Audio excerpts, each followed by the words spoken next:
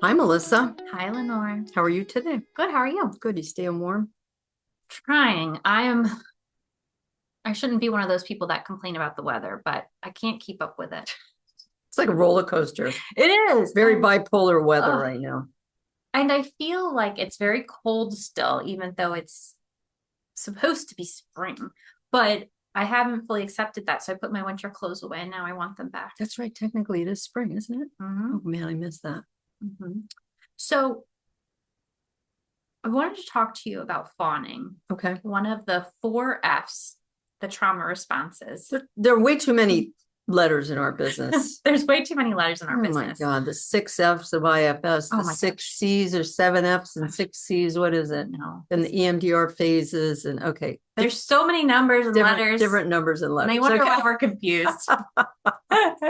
So Pete Walker is an amazing psychologist and writer, and he talks a lot about your trauma response type. And I make all my poor clients read the four F's because I think it breaks down better what your trauma response is. So there's fight, flight, freeze, fawn. Fawn, FAWN as in Mhm. Bambi. Okay. Yeah, and I think their culture talked a lot only about fight or flight for a long time. Yes. And then they start talking about freeze. Mm, But do you ever really hear about fawn? no. And I No. get it confused with feign. Right. Well, they're kind of similar. So that's probably Yeah. why. But I'm finding that the fawn trauma response system really needs to be talked about because if you're not careful, fawning can just look like they're a delightful human. That's true. They're just sweet and kind and easygoing. So let's be clear what we're talking about. We're talking about puppy dog eyes. Puppy dog eyes, yes. And dogs probably have evolved, well, they have evolved with Mhm. mimicking our eye structure. They've done a lot of studies on this where Mhm. other animals don't do it. Mhm. Dogs will look at you and you will know, okay, something is wrong, or I've got to care for them, right? Exactly. Exactly. And this idea of fawning is I'm going to be so good and so delightful that I can't get in trouble. So, you know, this usually is developed as a trauma-based survival response when you need to reduce the threat and fight feels too unsafe. You can't fly away. So appeasement becomes the safest option. So if you have a narcissist mom, Mm-hmm. describe how that fawning would work. Well, so if you have a narcissist mom and everything is, I'm going to lean into a cliche here. If you have a narcissist mom and everything is wrong that you're doing and she's hypercritical of you, you're just like, you're right, mom. Of course, you're right. I should have known better. I should have done X, Y, and Z. I'll be better next time. You're going to fawn. I'm going to fawn because fighting against a narcissist mom, you will get eviscerated. Yeah. And the mom always wants to know that she's right and you're wrong. Mm-hmm. And running away from narcissist mom is really not. Well, it's not possible. You're underage. Exactly. It's not possible. So if I lean in and appease, it'll go smoother. And then you learn how to do that. And you could see how that going over and over and over in your brain would become a well-worn path. Very much so. Which would be pretty damaging to your future, I would think. Or could be. Yeah. Yeah. So most of my clients that have a fawn response, they learn that safety is reliant on everyone else's emotional needs making sense. So caregivers were unpredictable or critical. Lenore was right on that with the narcissist mom. Love felt conditional and your needs were minimized.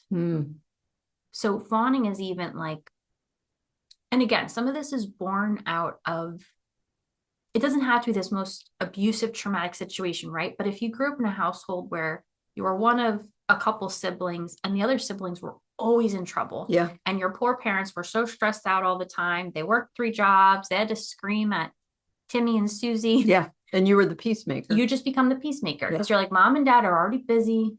Let me just be good. Your needs become less than.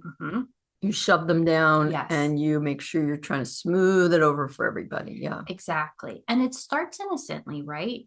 Like on paper, that seems like, well, yeah, hopefully you could behave yourself. But it's when you deny your need because of other people's needs are higher. Right. So I, as a child in that example, have determined my parents calmness or sanity is more important than my emotional needs being met. Yeah. Gets you in trouble later in life. Hence the negative cognition in EMDR. I can't, it's not okay to feel or show my emotion. 100%. Yeah. 100%. That makes a lot of sense. So the brain circuitry actually changes a lot with fawning, which again, I think because it comes off as like, oh, they're just overly kind. People don't think about your brain chemistry changing. But hold on one second. No matter what you do over and over and over, your brain circuitry is going to change. Of course. So it's not like fawning is the only thing that's changing brain circuitry. Sorry, I just wanted to No, exactly. Go ahead. Exactly. Sorry. No, it's perfect. So the amygdala that detects threat is going to be a lot higher in people that fawn because they don't have experience with conflict working out okay. Right. That makes sense. Yeah. So things are going to feel much more severe and significant threat than they actually are. Okay. And the prefrontal cortex that strategizes safety is actually a lot stronger in people that fawn because they're constantly scanning for safety. Oh, that makes sense. And making a plan and making a strategy. Sounds exhausting. Oh, it's really tiring. I think if you have an autoimmune issue, maybe do a little internal look on if you have some fawning. For sure. If you have some chronic illness, maybe do a little internal look. There's a lot of research still happening, but some medical professionals are saying all autoimmune is from trauma.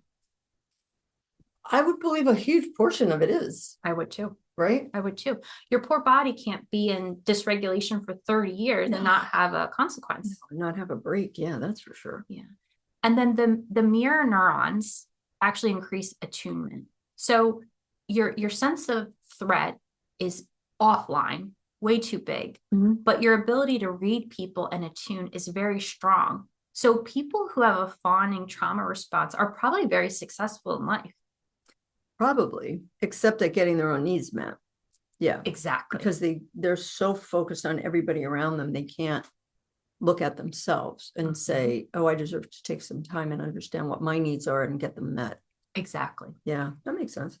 And I start little with my clients for this too. So even if you grew up in a house where you couldn't ask for any of your needs to be met, I have my clients do little soft pushbacks with me because everything feels like the end of the world.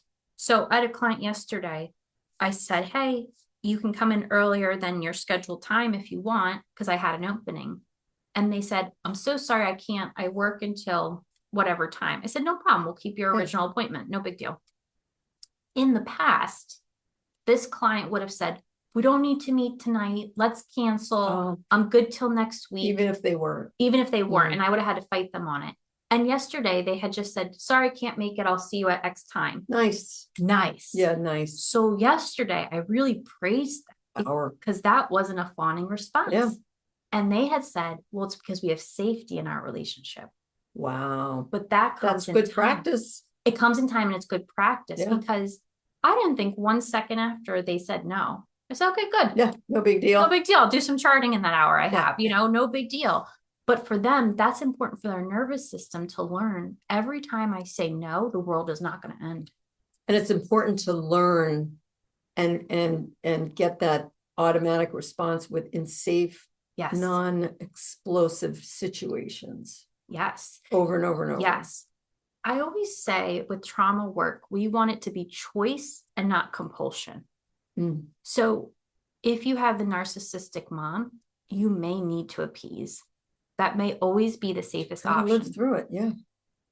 But you don't need to appease your therapist or other safe people in your life. So that's moves from compulsion, I'm just doing it with everyone, to a choice. Yeah. Where do I actually need to do this? Yeah. And people that grow up and marry somebody that they also have to fawn with, boy, they just live a lifetime of this. They're exhausted. Yeah. I have a client now coming out of it and she still wants to go back to them.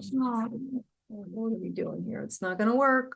Well, it's because it's what you know. It's what you know. And again, and how do you change a behavior? You just do something different over and over and over and over. And I find that fawning is so confusing because you're getting the cortisol, which is the stress response. You're getting the oxytocin and the dopamine, which is that bonding and approval. Like, if I get approval from someone, even if I manufactured it with fawning, it still feels good to my brain. And that's very confusing for your nervous system. Very confusing. I'm denying my own needs, but I'm still getting some dopamine. That is confusing. That's really confusing. But the important thing to remember is it's only good short term. That smile from the narcissistic mom is a very short dopamine burst. That approval from your therapist is a very short dopamine burst. If we practice some of this discomfort, you're going to get longer term contentment. Yeah. Dopamine bursts are not always good. No. I think I'm going to go gamble this afternoon. Dopamine burst. Dopamine burst. Not always good. Not always good. Not always good. So that automatic piece, it does come from that implicit memory, that body-based response, that rehearsal over time. But like Lenore's saying, you have to practice new behaviors to get your neural pathways online. So I have a question. You have a lot of clients or people that you know that right away cry. Is that a fawning response? I'm crying. Look at me. I'm crying. I think it's the intention behind it. Right. So if the intention behind it is to get attention, your need met. Yes. I think, if to your point, a great example is it used to be a cliche that if a girl got pulled over by a cop, she would cry. She'd cry to get out of the ticket. Yeah. That's fawning. Okay. Got it. But so it can be a form. It can be. Okay. But if my client doesn't feel safe anywhere else in the world and they come into my office and they're crying, that's just a release. Okay. But if they think I'm mad at them and they start crying, they might be trying to manipulate. I was just wondering. Yeah. It is kind of, I didn't know if it was or not. No, I think it goes back to the intention. What's the purpose? What's the purpose? Yeah. Okay. So as a little kid, when I would get in trouble, I'm a big crier. I cry about everything.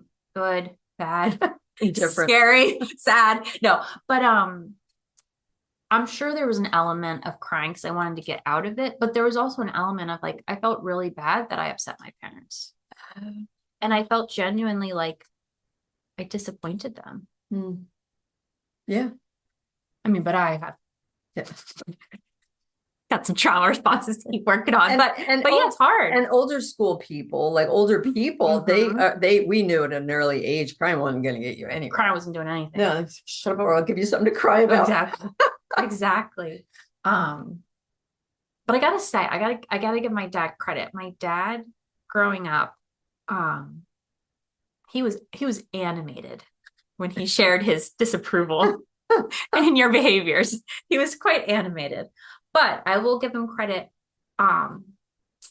After every time, he would hug me because I was crying, and he would say, "I still love you, but I don't like that behavior." Don't like that behavior. But you could see if partners are arguing and one partner starts to cry, it does change the dynamic a bit. It does change the dynamic, and that's a form of fawning. That's right? a form of fawning. Yeah. And I think it also, the fawning though is appeasement, right? So if we're fighting and one person is crying, you do stop to comfort them.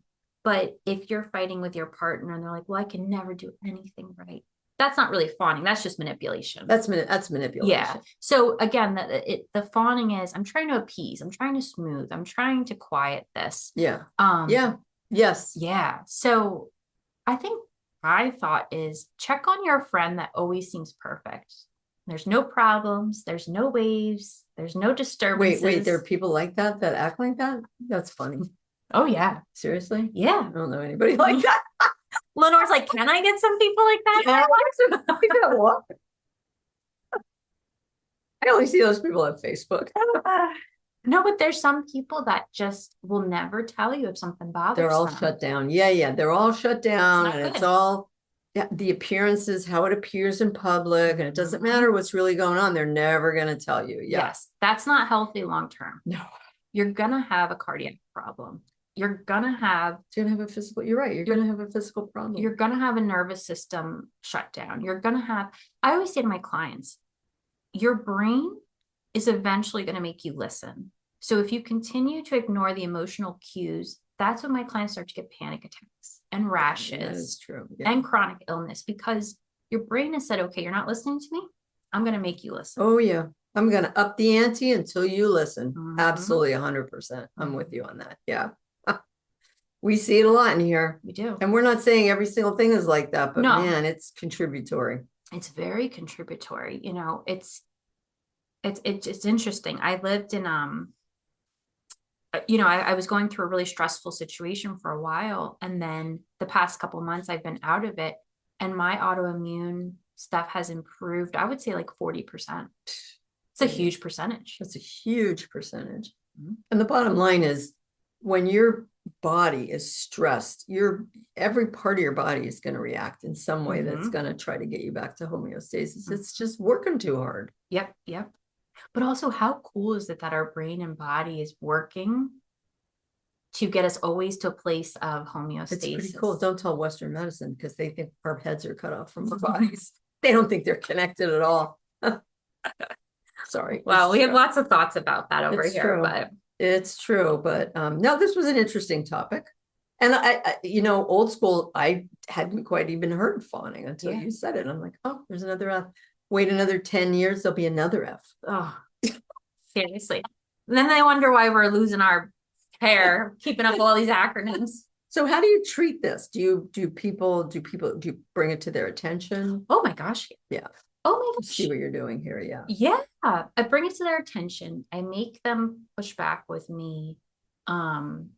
Today, my client was like, got to this brink of pain sharing. And then they said, but you know what? And then they gave 7 excuses for why the behavior was okay. And I said, what just happened there?